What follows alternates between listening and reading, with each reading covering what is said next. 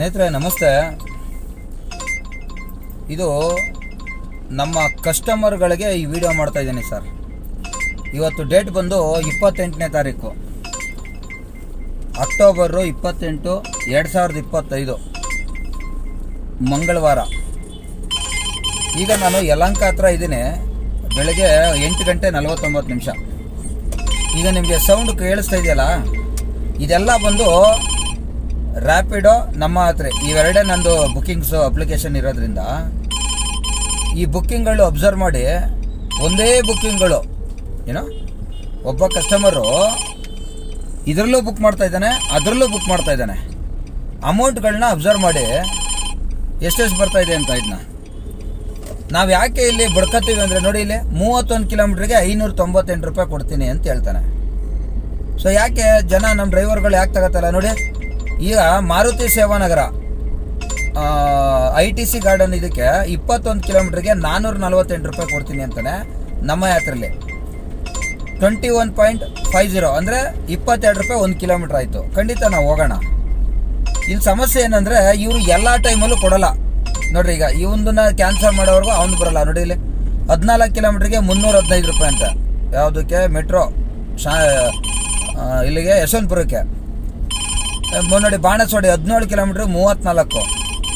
ಇಷ್ಟು ಜನಗಳು ಬುಕ್ ಮಾಡ್ತಾ ಇದ್ದಾರೆ.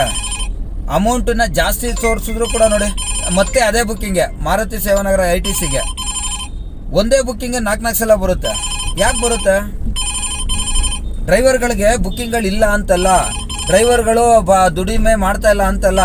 ಇವನು ಕೊಡೋ ರೇಟ್ಗಳು ತರಲೆ ರೇಟ್ಗಳು ನೋಡಿ. ಒಂದೇ ಬುಕ್ಕಿಂಗ್ ನೋಡಿ, ತಿರ್ಗಾ ಅದೇ ಬುಕ್ಕಿಂಗೆ ಸೇವಾನಗರಕ್ಕೆ ಯಾರೂ ತಗೊಂತ ಇಲ್ಲ. 21 ಕಿಲೋಮೀಟ್ರಿಗೆ 468, 23 ರೂಪಾಯಿ ಆಯಿತು. ಈಗ ಅವ್ನು 23 ರೂಪಾಯಿ ಜಾಸ್ತಿ ಮಾಡ್ದ. ಏನಕ್ಕೆ ಅಂದರೆ ಕಸ್ಟಮರ್ 50 ರೂಪಾಯಿ ಆ್ಯಡ್ ಮಾಡಿದ್ರು. ಯಾಕೆ ಇವೆಲ್ಲ ಬೇಕು? ನಾವು ಕೇಳೋದಷ್ಟೇ, ಸ್ಟ್ಯಾಂಡರ್ಡ್ ರೇಟ್ನ ದಿನದಲ್ಲಿ ಏನಿದೆ ಅದನ್ನು ಕೊಟ್ಬಿಟ್ರೆ ಮರೆಯ. ಜನಗಳು ಬುಕ್ ಮಾಡೋರು ಇದ್ದಾರೆ, ಹೋಗೋರು ನೋಡಿ 28 ಕಿಲೋಮೀಟ್ರಿಗೆ 500 ರೂಪಾಯಿ ಅಂತ, 3.5 ಕಿಲೋಮೀಟ್ರ್ ಪಿಕಪ್ ಅಂತ. ಆಕ್ಸೆಪ್ಟ್ ಮಾಡ್ಕೊಂಡು ಹೋಗ್ಬೇಕು ಅಂದಾಗಲೂ ಅವ್ರು ಕ್ಯಾನ್ಸಲ್ ಮಾಡ್ತಾರೆ. ಅರ್ಥ ಆಗ್ತಾ ಇದೆಯಾ? ಕಸ್ಟಮರ್ಗಳು ನೀವೆಲ್ಲ ಯಾರಿದ್ದೀರಾ? ನೀವುಗಳೇ ಪ್ರಶ್ನೆ ಮಾಡ್ತಿರಲ್ಲ, ನೀವು ಅವ್ರುಗಳ ಅಕ್ಸೆಪ್ಟ್ ಯಾಕೆ ಮಾಡ್ತೀರಾ? ಮಾಡಲ್ಲ ಅಂತ. ಒಂದೇ ಬುಕ್ ನೋಡ್ರಿ, ಒಬ್ಬನೇ ಡ್ರೈವರು ಎಲ್ಲ ಅಪ್ಲಿಕೇಶನ್ಲೂ ಇರ್ತಾರೆ. ನೀವು ಈ ಗಾಡಿನ ಇದ್ಯಾವುದೋ ಇದರಲ್ಲಿ ಓಲಾದಲ್ಲಿ ಬರ್ತಾ ಇಲ್ಲ, ಊಬರ್ ನೋಡಿ ಒಂದೇ ಬುಕ್ಕಿಂಗಪ್ಪ. SMVTಗೆ ಎಷ್ಟೆಲ್ಲ ಬಂತು ಬುಕ್ಕಿಂಗ್ ಇದು? ಇವತ್ತು ನಾನು ಯಾವುದೋ ಕೆಲಸದ ಮೇಲೆ ಹೋಗ್ತಾ ಇದ್ದೀನಿ, ನಾನು ಹಂಗಾಗಿ ನಾನು ಡ್ಯೂಟಿ ತಗೊಳ್ಳಲ್ಲ, ಆಫ್ ಮಾಡ್ತೀನಿ ನೆಕ್ಸ್ಟ್. ಬಟ್ ನಿಮಗೆ ತೋರಿಸ್ಬೇಕು, ನಿಮಗೆ ಸತ್ಯ ತೋರಿಸ್ಬೇಕು ನಿಮಗೆ. ಹಂಗೆ ಈ ರ್ಯಾಪಿಡೋ ನಮ್ಮ ಯಾತ್ರೆಯವರು ಸ್ವಲ್ಪ ಅರ್ಥ ಮಾಡ್ಕೋಬೇಕು. ಜನ ಇದರಲ್ಲಿ ಯಾರು ತಗೊಳ್ಳಿಲ್ಲ ಅಂದ್ರೆ ಅದಕ್ಕೆ ಬರ್ತಾರೆ, ಅದ್ರಲ್ಲಿ ತಗೊಳ್ಳಿಲ್ಲ ಅಂದ್ರೆ ಇದಕ್ಕೆ ಬರ್ತಾರೆ. ಒಟ್ನಲ್ಲಿ ಅವ್ರು ಗಾಡಿ ಬೇಕು. ಅದ್ರ ಬದಲು ನೀವು ಸ್ಟ್ಯಾಂಡರ್ಡ್ ರೇಟ್ ಫಿಟ್ ಮಾಡ್ಬಿಟ್ರೆ ನಾವು ಯೋಚನೆ ಮಾಡ್ತೀವಿ. ವೀರಪ್ಪ ನೋಡಿಲಿ 14 ಕಿಲೋಮೀಟ್ರ್ 315 ಕೊಟ್ಟವನೆ, ನನಗೆ ಎಷ್ಟು ಬರಬೇಕು? 300 ಚಿಲ್ಲರೆ ಜಾಸ್ತಿನೇ ಬರ್ಬೇಕು. 24 ರೂಪಾಯಿ ನನಗೆ. ಈಗ ಅವ್ರುಗಳು ಏನು ಹೇಳಿದೆ ಅಂದರೆ ಕಂಪ್ನಿಯವರು AC ನಾನ್ AC ಚಿಕ್ಕ ಗಾಡಿ ದೊಡ್ಡ ಗಾಡಿ ಅಂತಾರೆ. ಚಿಕ್ಕ ಗಾಡಿ ದೊಡ್ಡ ಗಾಡಿ ನಾನ್ AC ಓಕೆ, ಆದರೆ ದೊಡ್ಡ ಗಾಡಿಗೆ ಚಿಕ್ಕ ಗಾಡಿನ ನೀನು ಬುಕ್ಕಿಂಗ್ಗಳು ಯಾಕೆ ಕೊಡಬೇಕು? ಜನಗಳಿಗೆ ಗಾಡಿ ಸಿಗ್ಲಿ ಅಂತ. ಇನ್ನಂಗಾರೆ ದೊಡ್ಡ ಗಾಡಿ ಇಟ್ಕೊಂಡವ್ರಿಗೂ ಚಿಕ್ಕ ಗಾಡಿ ಇಟ್ಕೊಂಡ್ರೆ ವ್ಯತ್ಯಾಸ ಏನು ಬಂತು? ಕಾಸಿಗೆ ತಕ್ಕಂಥ ಕಜಾಯ ಬೇಕಲ್ವಾ? ಇವ್ಯಾವು ನಿಮ್ಗಳಿಗೆ ಅರ್ಥ ಆಗ್ತಾ ಇಲ್ಲೇನು ಕಂಪ್ನಿಯವ್ರಿಗೆ? ಹಂಗೆ ಜನಗಳಿಗೂ ಹೇಳ್ತೀನಪ್ಪ, ನೀವು ಇಷ್ಟೆಲ್ಲ ಇಲ್ಲಿಂದ ಅಲ್ಲಿಗೆ, ಅಲ್ಲಿಂದ ಇಲ್ಲಿಗೆ, ಇಲ್ಲಿಂದ ಅಲ್ಲಿಗೆ ಜಂಪ್ ಮಾಡ್ತಾನೆ ಇರ್ತೀರಲ್ಲ, ಸ್ಟ್ಯಾಂಡರ್ಡ್ ಆಗಿರ್ರಿ. ಕಡಿಮೆ ತೋರಿಸ್ಬೇಕು. ಅಲ್ಲಿ ರ್ಯಾಪಿಡೋದವ್ನು ಇನ್ನೊಂದು ಹಲ್ಕ ಕೆಲಸ ಮಾಡ್ತಾನೆ, ಅವನು ಬೇವರ್ಸಿನ ನಮಗ. ಬುಕ್ಕಿಂಗ್ ನಾರ್ಮಲ್ ರೇಟ್ಗಿಂತ ಇನ್ನೂ ಕಡಿಮೆ ಕರೆಯೋದಕ್ಕೆ ಆಪ್ಷನ್ ಕೊಡ್ತಾನೆ ಅವನು. ಇದೆಲ್ಲ ಇವತ್ತಿದೆ. ಆಫೀಸ್ಗೆಲ್ಲ ಹೋಗ್ತೀನಿ ಇವತ್ತು. ನಮ್ಮ ಹುಡುಗರಿಗೆ ನೆನ್ನೆನೇ ಬರೋಕೆ ಕೇಳಿದ್ದೀನಿ, ಇವತ್ತು ಹೋಗ್ತಾ ಇದ್ದೀವಿ. ಅದನ್ನು ತಿಳಿಸ್ಕೊಡ್ತೀನಿ ನಿಮಗೆ. ಇನ್ನು ದಿನ ಎಷ್ಟು ಅಂತ ಹೇಳೋಕ್ಕಾಗತ್ತೆ ರೀ ಇವ್ರುಗಳಿಗೆ? ಕಾಮನ್ ಇದೆ, ಕಾಮನ್ ಸೆನ್ಸು ಇದೆ. ಡ್ರೈವರ್ಗಳು ಹಳೆ ಗಾಡಿಗಳು ಇಟ್ಕೊಂಡಿದ್ದವ್ರಿಗೂ ಒಂದೇ ರೇಟ್ ಕೊಟ್ಟರೆ ಆಗುತ್ತಾ ಅಂತ ಇದನ್ನು ಗೌರ್ಮೆಂಟ್ ಯೋಚನೆ ಮಾಡ್ಬೇಕು. ಅದನ್ನೆಲ್ಲನೂ ರೆಗ್ಯುಲೇಟರಿ ಮಾಡಬೇಕಾದ್ರೆ ಇರಪ್ಪ ಇದು ಹಳೆ ಗಾಡಿಗೆ ಇಲ್ಲ AC-ಗೆ ನಾನ್ AC-ಗೆ ಅಂತ ಹೇಳ್ಬಿಟ್ಟು ರೇಟ್ಗಳನ್ನು ನಾವು ವ್ಯತ್ಯಾಸ ಮಾಡಬೇಕು ಅಂತ ನೋಡಿ. ಪೀಣ್ಯ ಅವಾಗಿಂದ 3-4 ಸಲ ಬಂತು ನೋಡಿ. ಯಶವಂತಪುರ 30 ರೂಪಾಯಿ ತೋರಿಸ್ತಾನೆ ಈಗ ಕಿಲೋಮೀಟ್ರಿಗೆ. AC ಬುಕ್ಕಿಂಗು 30 ರೂಪಾಯಿ 1 ಕಿಲೋಮೀಟ್ರಿಗೆ. 11 ಕಿಲೋಮೀಟ್ರ್ 348. ಜನ 30 ರೂಪಾಯಿ ಕೊಟ್ಟು ಬುಕ್ ಮಾಡ್ತಾ ಇದ್ದಾರೆ. 30 ರೂಪಾಯಿ ಆದ್ರೂ ಬುಕ್ ಮಾಡ್ತಾ ಇದ್ದಾರೆ. ಮತ್ತು ನಿಮ್ಗೆ ಏನ್ರಯ್ಯ ದಾಡಿ 24 ರೂಪಾಯಿ ಮಾಡೋಕ್ಕೆ? ನೀವು ಜನಗಳು ಈ ಥರ 30 ರೂಪಾಯಿ ಕೊಟ್ಟು ಹೋಗಕ್ಕೆ ರೆಡಿ ಇದ್ದೀರಾ? ಇಲ್ಲಿ ನೋಡಿ, ಇಲ್ಲಿ 10 ರೂಪಾಯಿ ಎಕ್ಸ್ಟ್ರಾ ಸೇರ್ತಾ ತಗೋ, ಇನ್ನೂ ಅದು 10 ರೂಪಾಯಿ ಎಕ್ಸ್ಟ್ರಾ ಆಯಿತು. ಅಲ್ಲಿಗೆ ಎಷ್ಟಾಯ್ತು? 31 ರೂಪಾಯಿ 65 ಪೈಸೆ ಆಯ್ತು 1 ಕಿಲೋಮೀಟ್ರಿಗೆ. ಇದನ್ನ ಮಾಡಿ ನಾನು ಅಕ್ಸೆಪ್ಟ್ ಮಾಡಿದ್ರು ಕೂಡ ನೀವು ಕಸ್ಟಮರ್ಗಳು ಫೋನ್ ಮಾಡ್ತೀರಾ ನಮಗೆ. ಇದಕ್ಕೆ ನೀವು ರೆಡಿ ಇದ್ದೀರಿ ಅಂದರೆ ರೆಗ್ಯುಲರ್ ಆಗಿ ನಮ್ಗೆ 24 ರೂಪಾಯಿ ಕೊಡೋಕೆ ನಿಮಗೆ ಮೀಟ್ರ್ ಹಾಕ್ತೀವಿ ಅಂತ ಹೇಳಿದಾಗ ನೀವು ಒಪ್ಕೊಳ್ಳೋಕೆ ನಿಮಗೆ ಪ್ರಾಬ್ಲಮ್ಮು? ನಾವೇನು ಮೋಸ ಮಾಡ್ತಾ ಇದೀವಾ? ಏನು ಡ್ರೈವರ್ಗಳು ಯಾರು ಬದುಕಬಾರ್ದಾ, ಜೀವನ ಮಾಡಬಾರ್ದಾ? ಒಂದು ಗಾಡಿ ಇಟ್ಕೊಂಡು ಮೇಂಟೈನ್ ಮಾಡ್ಕೊಂಡು ಮನೆ ಫ್ಯಾಮಿಲಿ ನಡೆಸ್ಕೊಂಡು ಹೋಗೋದು ಎಷ್ಟು ಕಷ್ಟ ಇದೆ. ಇಲ್ಲಿ ರೇಟ್ಗಳು ಸರಿಯಾಗಿ ಬರ್ತಾ ಇಲ್ಲ ಅಂತ ಹೇಳ್ಬಿಟ್ಟೆ ನಾವು ಒದ್ದಾಡ್ತಾ ಇರ್ತೀವ್ರಿ.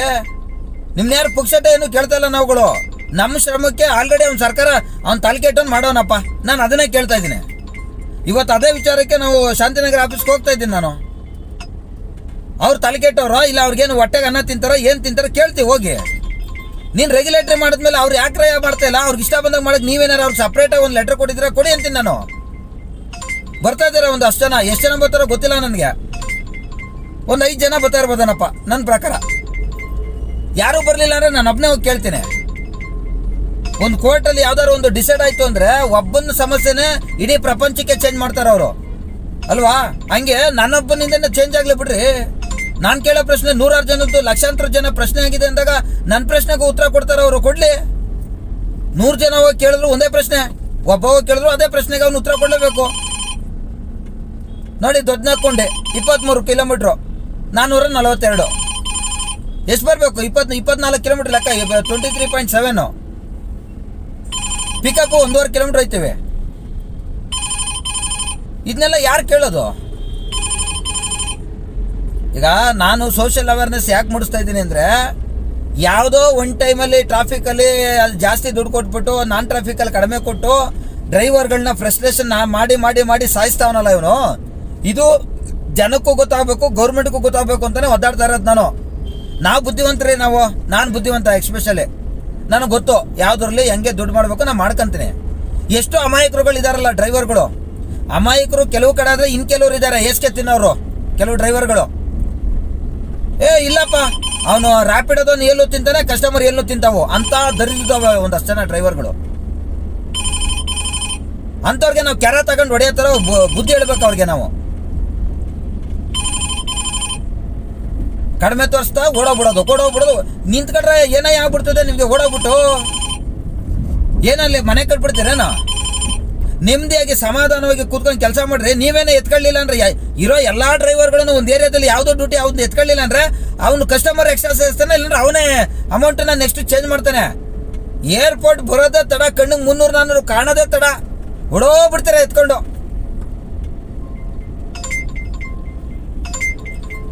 ಇದಕ್ಕೆ ಓಡೋಗೋರು ಎಂತವ್ರು ಅಂದ್ರೆ ಕೆಲವ್ರು ಗಾಡಿನ ರಿಲೀಸಿಗೆ ತಗೊಂಡ್ಬಿಟ್ಟಿರ್ತೀರಾ, ಇಲ್ಲ ಇನ್ನೊಬ್ರ ಹತ್ರ ಡ್ರೈವರ್ ಆಗಿ ಕೆಲಸ ಮಾಡ್ತಾ ಇರ್ತೀರಾ.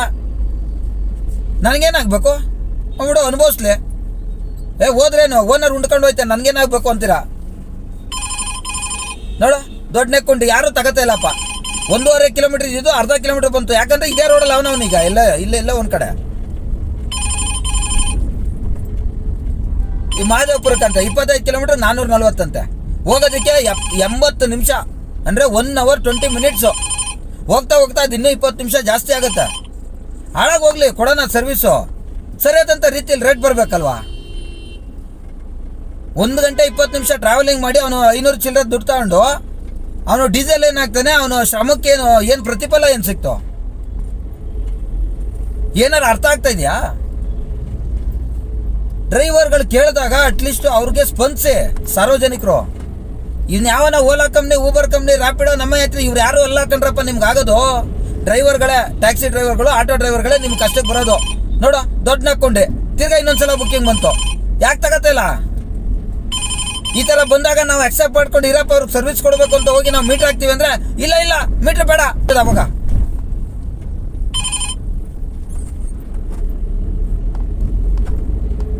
ಎಷ್ಟು ಬೇಜಾರು ಮಾಡ್ತೀರಾ ಅಂದ್ರೆ ನೀವುಗಳು.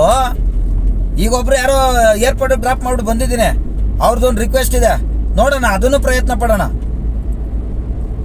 ಅವ್ರು ಒಳ್ಳೆ ಚೆನ್ನಾಗಿ ಹೇಳಿದ್ರು, ಅವರು ಅದನ್ನ ನಾನು ಅಕ್ಸೆಪ್ಟ್ ಮಾಡ್ತೀನಿ. ಅವರು ಫೇಸ್ಬುಕ್ಕು, ಇನ್ಸ್ಟಾಗ್ರಾಮಲ್ಲಿ ನನ್ನ ನಂಬರ್ನ ಹುಡುಕಿ ನನಗೆ ಫೋನ್ ಮಾಡಿ ನಿನ್ನೆ ರಾತ್ರಿ ಅರ್ಕೆರೆಯಿಂದ ಒಂದು ಡ್ಯೂಟಿ ತಗೊಂಡು ಬನ್ನಿ ಸರ್, ನಾನು ಏರ್ಪೋರ್ಟ್ಗೆ ಹೋಗ್ಬೇಕು ಬನ್ನಿ ಅಂತೇಳಿ ನೆಕ್ಸ್ಟ್ ಗುರುವಾರನೂ ಕೂಡ ಬರ್ತೀನಿ ಅಂತ ಹೇಳಿದ್ದಾರೆ. ಅವ್ರದ್ದೊಂದಷ್ಟು ಕ್ವಶನ್ಗಳಿದ್ದು ಹೋಗ್ತಾ 1 hour ಪೂರ್ತಿ ಮಾತಾಡ್ಕೊಂಡು ಕರ್ಕೊಂಡು ಹೋಗಿದ್ದೀನಿ. ಅವ್ರ ಡೌಟ್ಗಳನ್ನ ಕ್ಲಿಯರ್ ಮಾಡ್ಕೊಂಡು ಹೋಗಿದ್ದೀನಿ. ಯಾಕೆ ಯಾರೋ ಒಬ್ರು ಕಸ್ಟಮರ್ ಯಾವುದೋ ಒಬ್ಬ ಸಾಫ್ಟ್ವೇರ್ ಇಂಜಿನಿಯರ್ ನನ್ನ ಕರೆದು ನನ್ನ ಹತ್ರ ಮಾತಾಡ್ತಾರೆ ಅಂದ್ರೆ ಅವ್ರಿಗೂ ಹಂಗಾರೆ ನನಗೇನು ತಲೆಕೆಟ್ಟೈತೇನು ನನಗೆ? ಹಂಗಾರೆ ನನ್ನಲ್ಲೇನು ವ್ಯತ್ಯಾಸ ಕಂಡತಾನೆ ಅವ್ರು ನಮ್ಮನ್ನು ಕರೆದಿರೋದು? ಈ ಕಾಮನ್ ಡ್ರೈವರ್ ಆಗಿ ಅಥವಾ ಏನು ಮಾತಾಡ್ದಂತೆ ನನ್ನ ಪಾಡಿಗೆ ದುಡ್ಡು ಮಾಡ್ಕೊಂಡು ಹೋಗಿರೋ ಆ ವ್ಯಕ್ತಿಗೆ ಹೆಂಗೆ ಗೊತ್ತಾಗ್ತಾ ಇತ್ತು ನಾನು ಯಾರು ಅಂತ? ಒಂದಷ್ಟು ಜನ ಡ್ರೈವರ್ಗಳಿಗೆ ಬೈತಿರಲ್ಲ ನೀವು, ಕೆಲವ್ರು ನನಗೆ ಬೈತೀರಾ.